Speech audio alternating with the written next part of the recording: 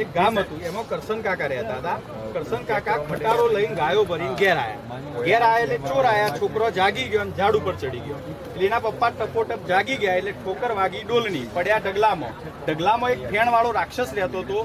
એનો એવો શ્રાપ હતો, માથામાં વાગે તો જ મરે. એટલે કરશન કાકાએ તલવારથી કાપી નાખ્યો તોય જીવતો છે. એમના પાછળ પડ્યો એટલે કરશન કાકા ચડી ગયા થોભલા ઉપરથી એમના છોકરો જે ચડે તે દડા મારવા માંડ્યા. એટલે માથામાં વાગ્યું એટલે પેલો રાક્ષસ મરી ગયો. એટલે ગામમાં ખબર પડે એટલે એમને કરશન કાકાએ ફરકાઈ ધજા.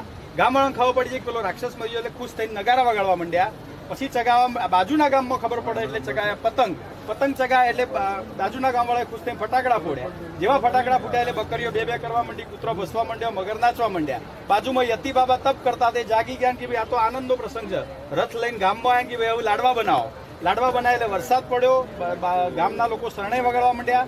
નાના છોકરા સચકોણ આકારની છત્રી લઈને ફરવા માંડ્યા. સસલો કૂદવા માંડ્યો, હરણ નાચવા માંડ્યા. ખેડૂતો હળ લઈને ખેતરમાં ગયા અને ક્ષત્રિયોએ યજ્ઞ કર્યો. Download Moj.